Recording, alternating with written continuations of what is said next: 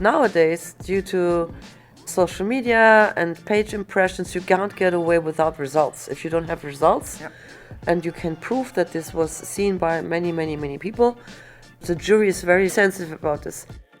Younger people, I hope that they just see what we have done that was shitty.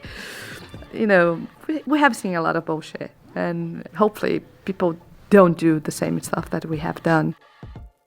You're listening to Created for Creatives, the podcast where creatives talk about, creative. I'm your host for this episode, Chris Smith. Today we're talking to two creative powerhouses in the industry, and I apologize to them both in advance for my bad German and my bad Portuguese. Dörte Spengler-Ahrens, partner and chief creative officer at Jung von Matt, is the jury president in the non-traditional category. Dörte's judged here at the London International Award so many times she's lost count, but it's definitely more than 10. Joana Mendes is the president of Clube de Criação in São Paulo. She's worked across agencies in Brazil and stepped up to claim her space in the Brazilian Creative Club. I work in a lot of agencies in São Paulo, and last year we had a huge issue in the Creative Club, the Brazilian Creative Club, and someone said, we might have hired Blackboard. What do you think about becoming the president? I was like, yeah, sure, I can run to become a president. And we won, which I wasn't expecting, so I became the first Black president of the history of the Brazilian Creative Club that has 47 years, and I'm also the first LGBT person, and I'm also the first person that is not from a huge city in the southeast of Brazil. I'm from the north of Brazil. Wow, you have blazed all kinds of trails. Congratulations. Dörte, tell us your story. I started studying visual communication. Then I switched the profession from art direction to copywriting, and after 3 years, after several things, I became creative director very, very young. I think it was too early, but I don't complain. And then at Jung von Matt, I had a career opening up at least 7 agencies for them. Now I'm running the Jung von Matt SAGA, which is abbreviation of my name, Spengler-Ahrens agency. And I love my job. Still, as you can see, I'm still doing it. We're really honored to be talking to you. We'd love to hear more about your work in the industry before we talk about the jury. So, Dörte, tell us a little bit about maybe some work you're proud of that you've done. Yeah, how to say, in a long career as I have, there's more than one I like. The online shop Zalando, we started our first presentation in a back room with a laptop presenting it to the 3 young guys. And now it's one of the biggest fashion platforms worldwide. I'm proud of that. Yeah, at the moment I'm very happy about the BVG, which is the Berlin Transport, and we just had a work with a hemp ticket. It's not a joke. We have a ticket you can eat up to calm down. In the hectic of Christmas, the BVG did that. They printed the ticket on hemp eating paper. Do you have any of those hemp tickets with you? I was asked that by the students I talked to yesterday. They're like, where are the tickets? I said, okay, we have some left, so I can send it to you, but I'm not here with me. Sorry. I want some of those as well. Yeah, they're probably hard to get into the country, but great ideas. We love it. How about you, Joanna? Tell us something groundbreaking or something you're very proud of. Oh, I'm proud of a lot of stuff. I have just launched a children's book to teach young Black children how to style their hair. Dove, the brand, has for the first time they launched shampoo and conditioners for Black people in Brazil, for people with curly hair. So I was the creative director and also the copywriter, and they have established that it's not enough just to have shampoo and conditioner. We have to have a statement. So now they will have 30% of Black women working for them, which will never happen. They will do for, the next 10 years. Also, I've launched an image bank in Brazil that's entirely made by Black women from end to end. It's the only one in the world, so I'm proud of those projects. You should be. Both of you are doing fun stuff and important stuff at the same time. Good for you. Brava. Let's get into the judging. You're in the non-traditional category. You're on the non-traditional jury. What does that look like? Like literally in terms of campaigns, but that sounds really broad to me, non-traditional. Can it be anything? What does that look like now? We have subcategories. So there is from data over experiential, over and that they don't communicate with classic communication. It's more like, it can be an event, it can be a petition, it can be, like I just said, a bus standing still. Yeah. It can be a lot of things. The only thing it can't be is traditional. And we all look for things which have impact. It has an impact on people, or in my agency we call it momentum, which is kind of the same thing, that you can't ignore it, you are touched, your emotion, you are moved. That's the only criteria we have at the moment. As long as I'm in this jury, it will be like that. I love that. The definition is very philosophical. We can't say what it can be because it can be anything. All it can't be is traditional. It cannot be boring at all. Perfect. Well, that narrows it down, doesn't it? Because we certainly see a lot of boring stuff.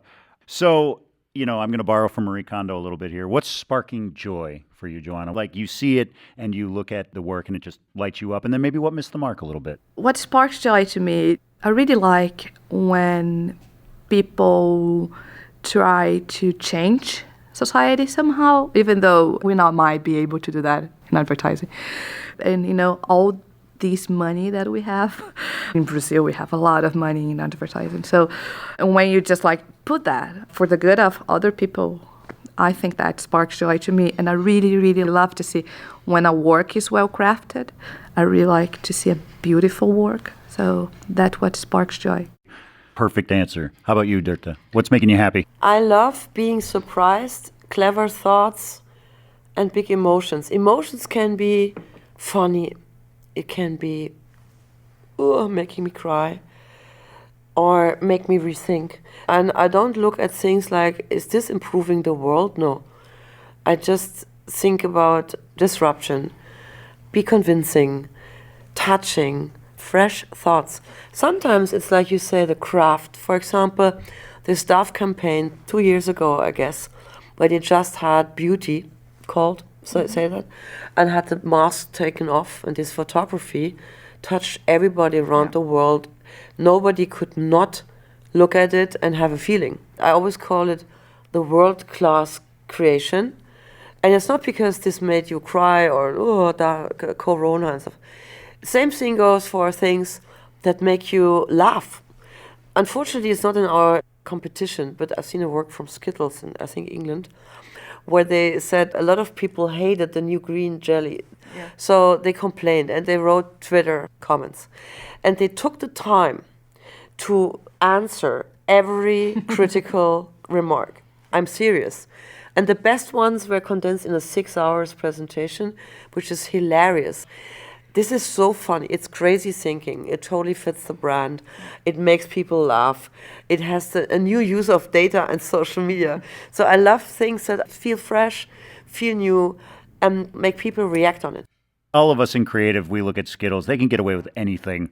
We're just like, is there even a client approving things, or can they just go do what they want? Because it's always so crazy and great. Yeah. Nobody has more difficult situation than Skittles. Why? They always compete with their last fantastic work. So when you're in a jury and they're like, Skittles this year, they did so great work last year. So for them it's tough. If you're a newcomer, white page, and you have a great idea, hey, super, super, super. Skittles, like Burger King, they always are in competition with themselves. So it must be sadomaso, as we say. It's so tough to have something that fascinates people on that brand today. You're right. That's an excellent point, because even as being on the jury, you're comparing it to what they did last year, what you remember their last thing, which was brilliant, and now it's like, well, is this as brilliant? And that's not really fair. You're right. So you mentioned emotion, Dörte. Do you look around the jury room and see people reacting with emotion? Do you hear chuckles? So the easiest way to have the laughter. But we have not so many things to laugh at, but I think it's really a pity. Yeah, in our jury, it's all the improve the world thing. He's like, bitte, another community where women are not allowed to have a... For us, we are around in this awards things like very long. So, of course, it's always something, the micro-credit ideas. I don't know when they came up. I think it's 12 years, the first microcredit. Yeah. And so it's a kind of, do you say repetition? So it comes back and back and back. And you're like, And another one fishing the plastic out of the... And you have to really look at it and say, okay, let's look at it really... And Germans are always precise. They always want to know what's behind. And then I was listening very carefully to the text, that I found out that it's not that these fishermen have a living. It was a one-day tournament. No. It's a one-day tournament.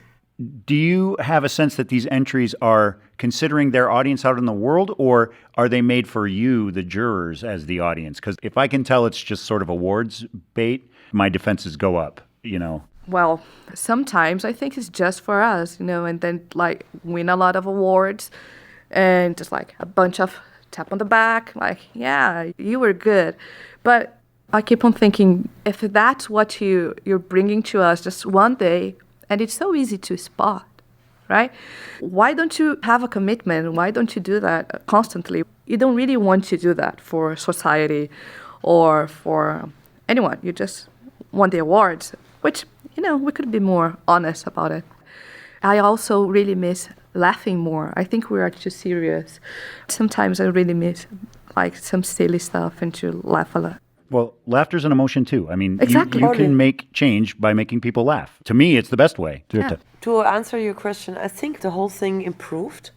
So 10 years ago, there were some scam ghost ads where you felt that it's not has been done.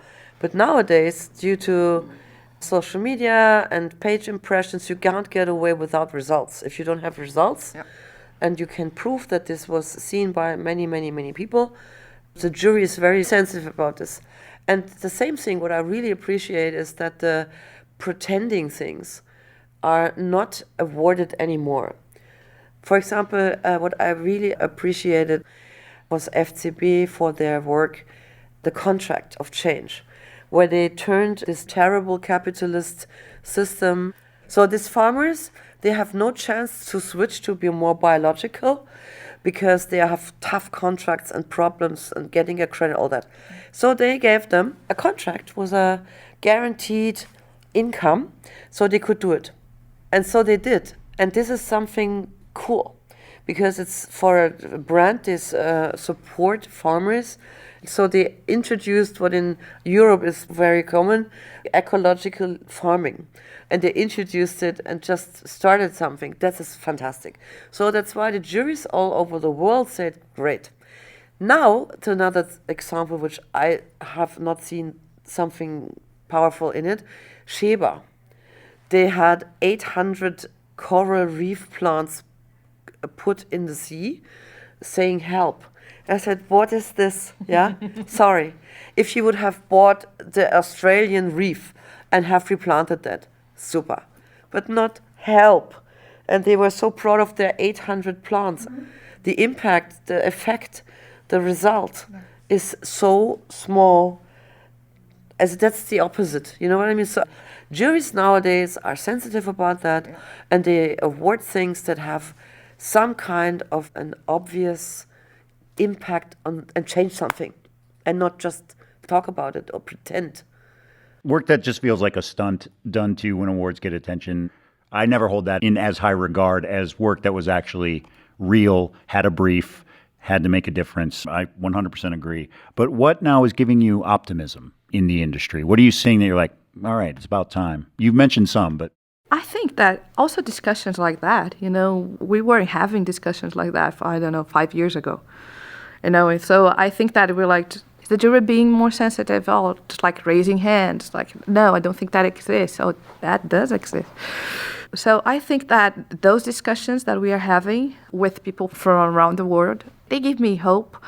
And I think that also younger people, like being such a cliche, younger people, I hope that they just like see what we have done that was like shitty.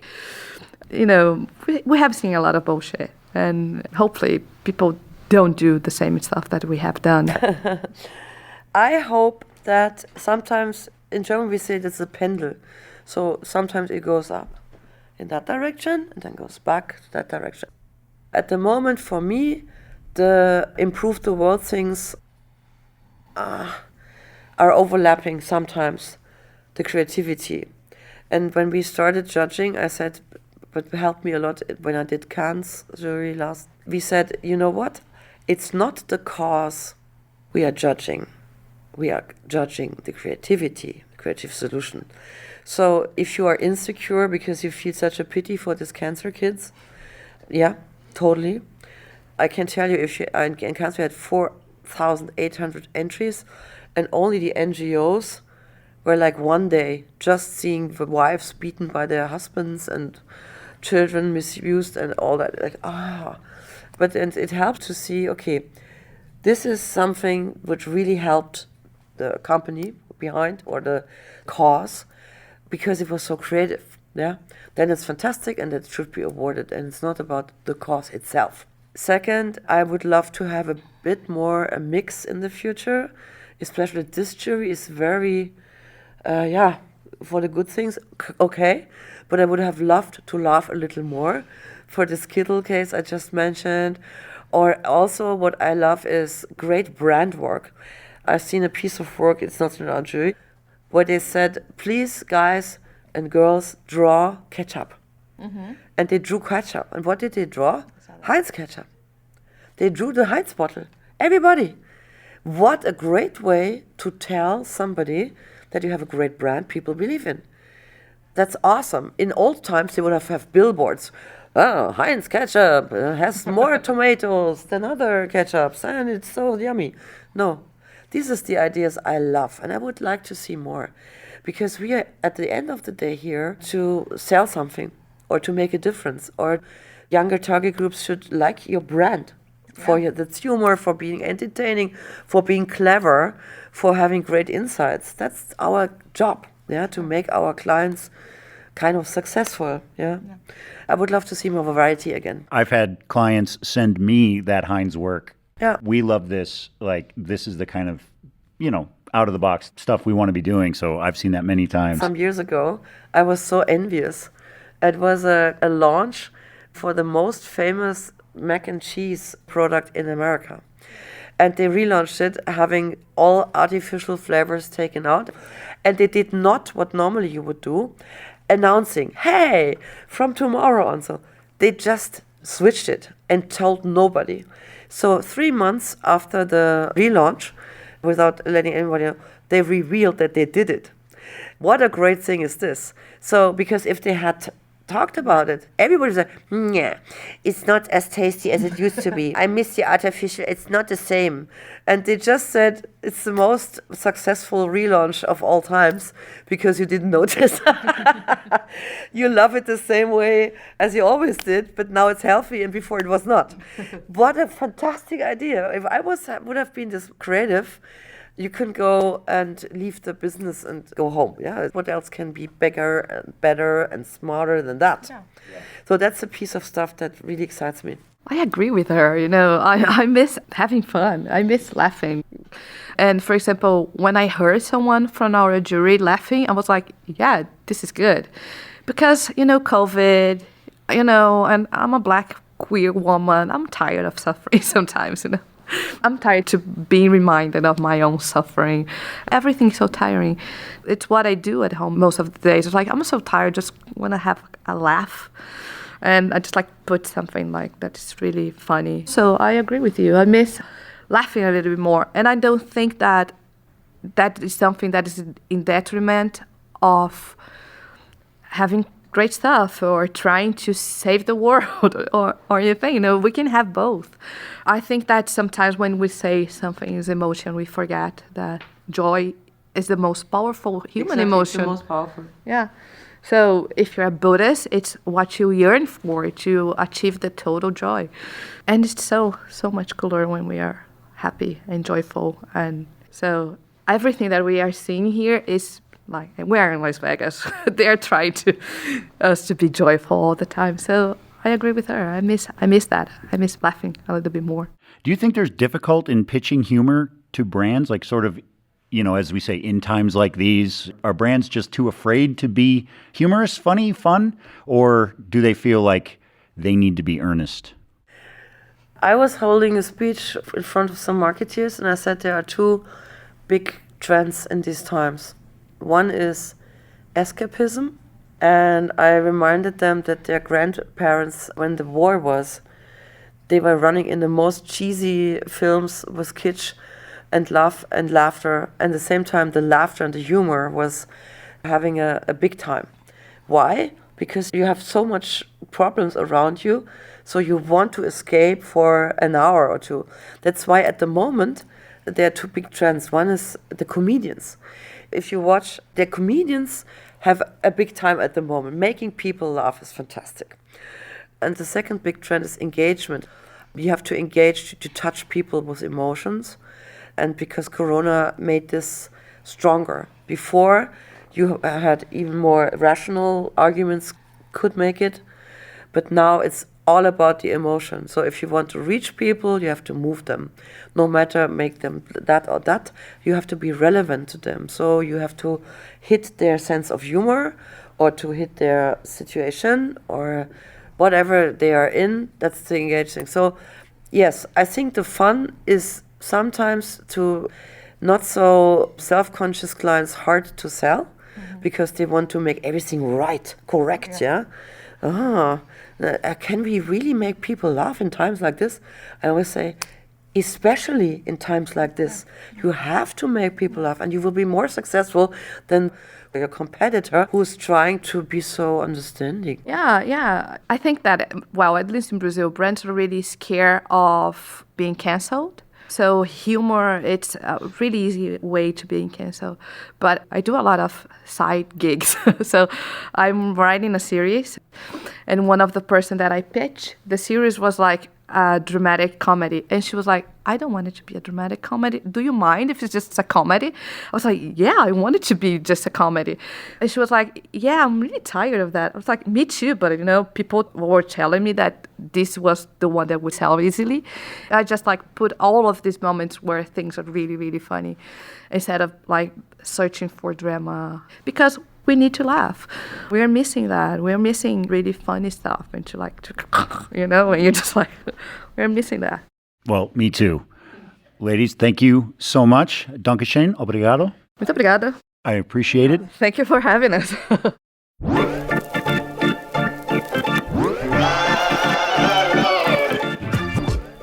Joana Mendes is the president of Clube de Criação, Sao Paulo, and Dörte Spengler-Ahrens is the chief creative officer and partner at Jung von Matt SAGA. They're both members of the jury in the 2022 London International Awards. I'm Chris Smith from Plot Twist Creativity, one of 3 hosts on the Created for Creatives podcast. The producer is Sarah Knights. The theme music is by Brian Yessian of Yessian Music, and the manager is Larissa Levy from the London International Awards.